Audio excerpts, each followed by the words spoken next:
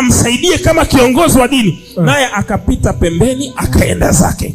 Ghafla akaja tena mzee wa kanisa, naye akapita njia ile ile.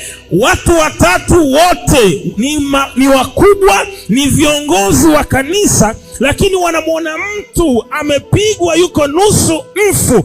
Badala watoe msaada, wanapita pembeni, wanaondoka. Mimi naogopa sana watu wenye misaraba mikubwa, watu wanaojifanya viongozi na waogopa, kwa sababu najua mioyo yao si yenye upendo, mioyo yao ni ya ukatili.